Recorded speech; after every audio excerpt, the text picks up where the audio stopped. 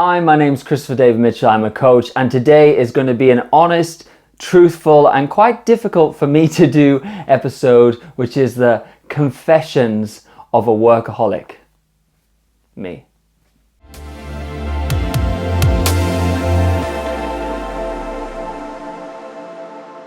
So this episode, I was sort of procrastinating on. I thought this is quite a difficult episode for me to be vulnerable, share my truth here about being a little bit of a workaholic. But I realized that it would grow me the most by sharing, and it would also benefit you the most by me being really truthful, honest and authentic about when I witnessed that I was a workaholic, the signs, the symptoms, when I knew I'd gone too far, and of course the root level solutions. So I don't want this video to be about me, but through me sharing my truth and my story and my journey, you will understand the topic of workaholism better than ever before, and more importantly, you'll be able to notice it and you'll find solutions, all of which is to come by the end of this video. And like I said, I wanted to be truthful because like one of my mentors, Mark Matusik, he's very good, he says, when you tell the truth, your story changes, and when your story changes, your life is transformed. Check him out. He's got some great books. Writing to Awaken, When You Fall in Dive. Thank you, Mark. So let's just define what I believe a workaholic is, and also that it is a real problem. Now, as society, of course, a lot of society values success, recognition, social status, money, fame, subscribers, right?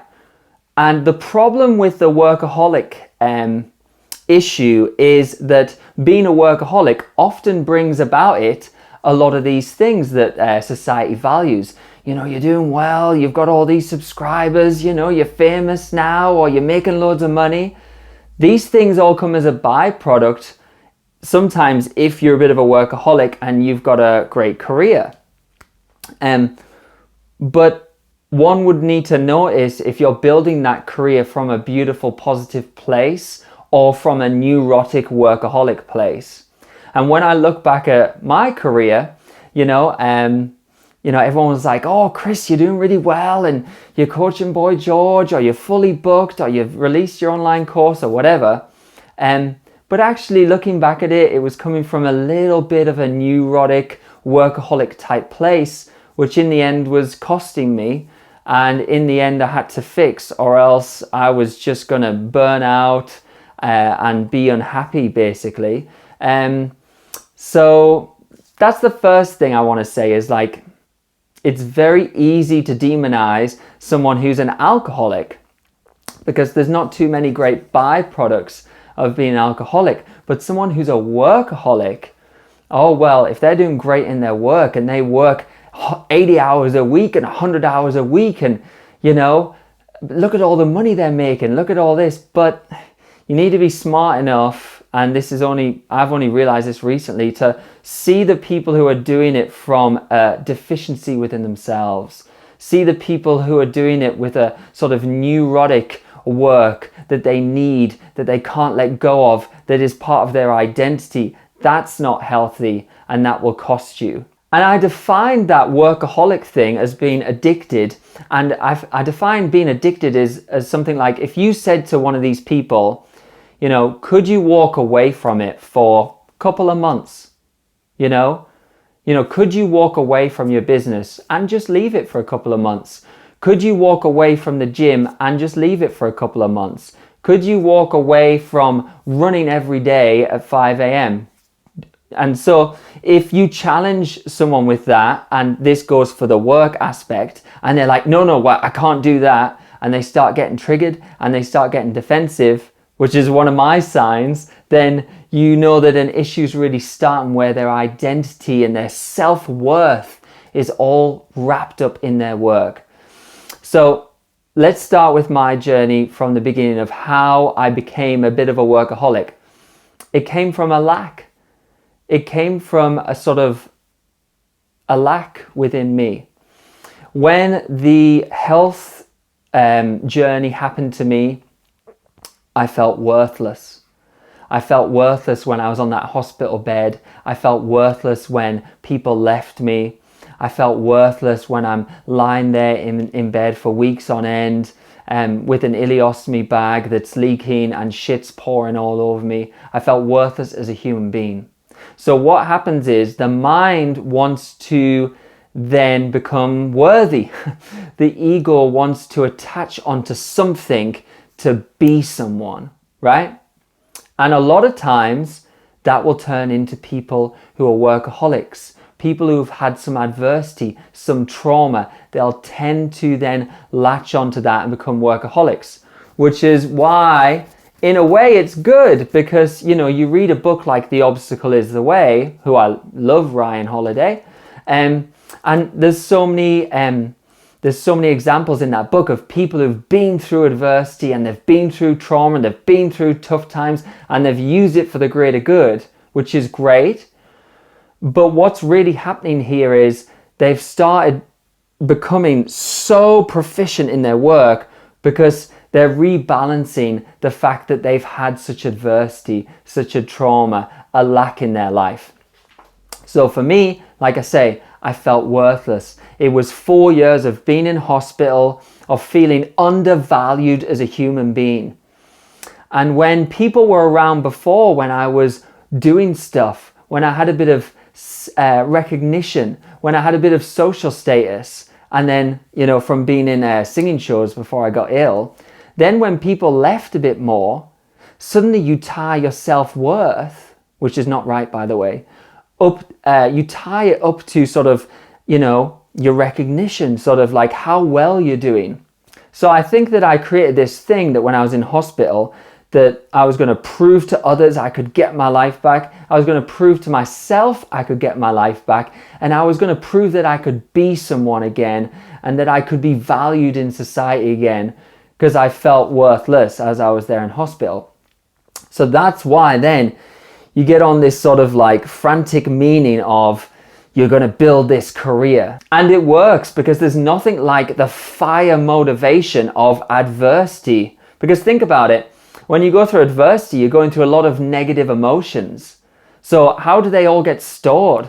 They get stored into like, right, I'm going to do it. I'm going to show everyone I'm going to be someone. I'm going to build my career, right? And it works, and then you do build your career 10 times as fast as everyone else, but it'll cost you, which was what we'll go on to. But basically it's like a pendulum.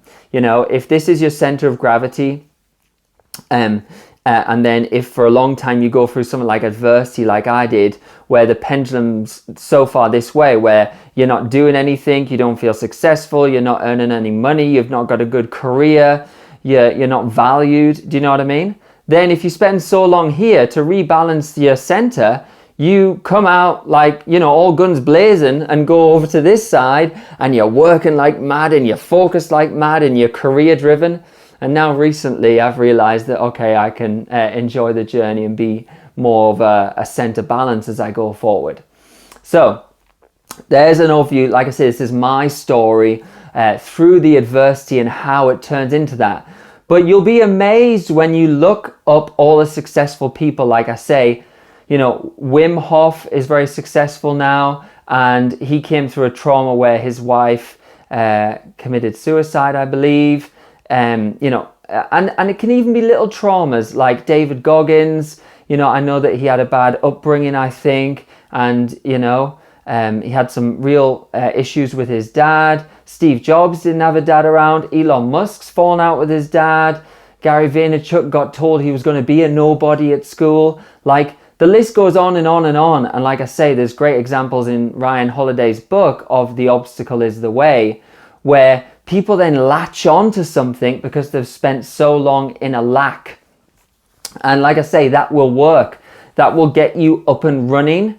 But then comes the problem, and then came the problem with me, is that you can't live life over here in this, like, I'm going to prove everyone, I'm going to show everyone, like this neurotic, like driving force. It's not healthy. And what happens is, especially if you're a personal brand, especially if your brand and business is tied up in your work, you tend to sort of become so dependent on it.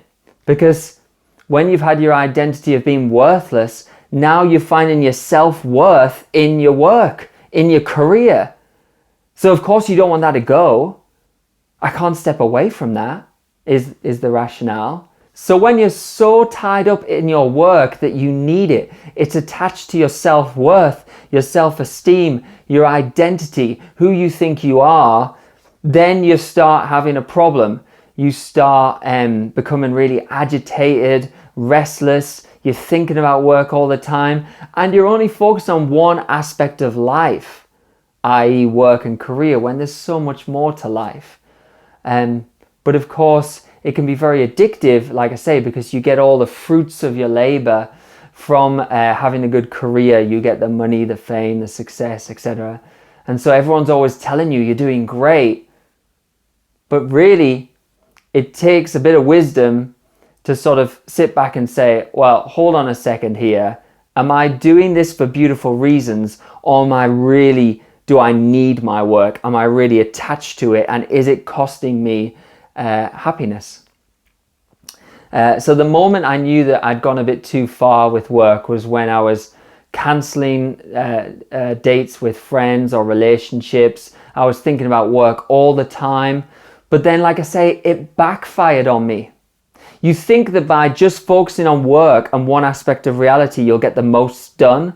And that's true in the short term. But in the long term, it backfires because, as human beings, we want balance. We do.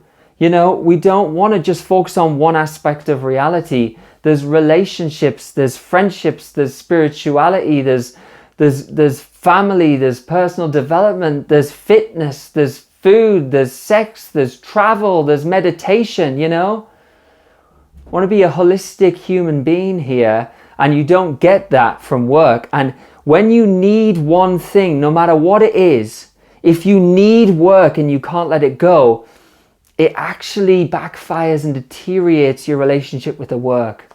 If you need a relationship and you need that person in your life, it actually backfires on you and the relationship gets worse. And that's what I was finding with my work.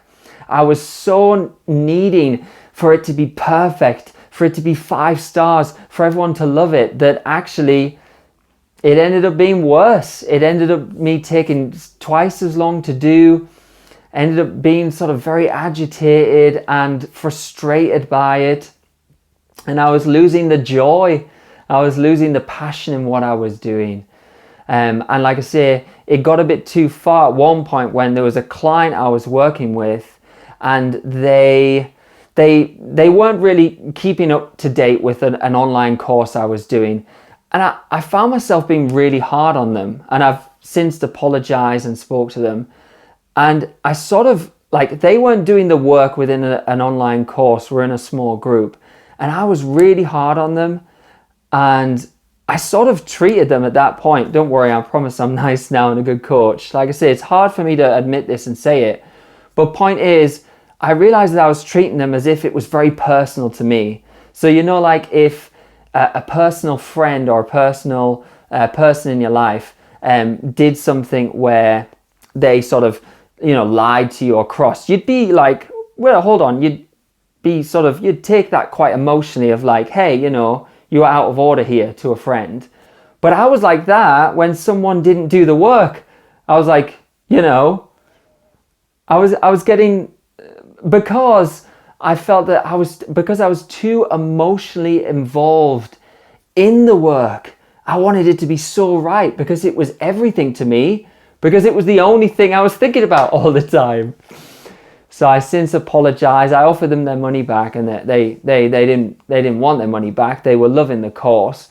But it was just a really honest moment. I was like, I'm taking my work really personally here. My identities are tied up in my work here. I need to back off. And that's when I started to back off. After I did that course and had that experience, I went on a meditation retreat. I went on my ayahuasca retreat. I took a break. And, I'm able to flow through my work now and not need it as much. I'm still shooting YouTubes, don't get me wrong. I'm not saying that you shouldn't work. I'm saying you need to be aware of what drives you. You need to be aware of if the work is a need, which it shouldn't be. And you need to be aware if you're starting to become completely engrossed in it, so much so that you and work are like one. So you have to separate your products and your services from yourself. If you've never been a bit of a workaholic, this might sound, well, that's obvious, Chris, but it's amazing how much those lines get blurred, especially when it's your own book, your own online course, your own coaching that you've put your heart and soul into. But now, I would be a bit upset, obviously. I would be a bit, not upset is the wrong word now. I would be a bit concerned if someone left some bad reviews, but I wouldn't think it was a bad review on me, whereas before I was. That's the difference. The work is not me. The work is separate to me now. And that was a huge shift that if you're struggling with workaholism, I would advise you do. Another thing is I would advise you to schedule time off and to rebalance your life and discover other aspects of life. Like I say, I went on a meditation retreat, or I started going on some more dates, stuff like that. Cultivate the other areas of your life, and you'll find that when you go back to the work, you'll be better. That's a counterintuitive one. That is a counterintuitive one, because you think if I go all in on this thing and I give it all my time and attention 7 days a week, that's how I honestly thought, that then I'll make the most progress. And like I say, it's true for a certain amount of time, but in the end, it backfires on you. So check yourself now. Are you identified with your work? Would you take it personally if someone criticized your work? Would you feel like they're criticizing you? That's a question to ask yourself. Could you walk away from work? Could you walk away for a couple of months? Could you disidentify with your work? Could you take entrepreneur off your Instagram bio? Again, it's forming that identity as that's who I am. And it's a slippery slope. So there's my honest thoughts and feedback and just truth about work. But I'm not going to judge myself or be hard on myself, because like I say, with my own journey of so much lack of self-worth for so long, to survive, the mind actually has to latch on to something for a little bit. When the mind has got nothing and you're at the lowest of the low, usually it will latch on to something. Maybe it could be a certain person, relationship, or it could be work, it could be something. But when you lose your purpose in life and when your world is shattered like mine was, I'm not surprised that happened now, but now at least I'm aware that I was stuck in that cycle, and now I can bring it back to balance. Now I can shoot these YouTubes, but I'm cool either way. Now I can build my business in a positive way, but I've got other aspects going on in my life. Now I can be less neurotic, paranoid, and worried about how will people receive my work, i.e. how will people receive me, because I don't attach myself to the work. It's a separate thing. So I hope that's helped. There's my truth for today. As always, check out my website, christopherdavemitchell.com. I'm going to be doing some more sort of online courses very soon. I've got my coaching up and running. So if you want a coaching session with me, or to deal with anything from a workaholic point of view, then I'd be more than happy to help you through that, because I've experienced that myself. And let me tell you, it's much nicer and happier and more joyful when you're building it from a place of balance, from a place of not being needy with your work. It's the beautiful experience that we want. Because I remember, just to finish, that someone said, you always hear this phrase, you got to enjoy the journey. And I was never enjoying the journey, because I was just always trying to get to that next level. But even if my work takes me a little bit longer to achieve some of the goals I might want to, I would rather take a bit longer and live a balanced life and enjoy the journey than neurotically just focus on one aspect of life and be going from goal to goal to goal to goal and looking back and thinking, I didn't enjoy the journey. So we all want to enjoy the journey. I hope you enjoyed the journey with me today and my YouTube channel going forward, and I'll speak to you soon. Take care.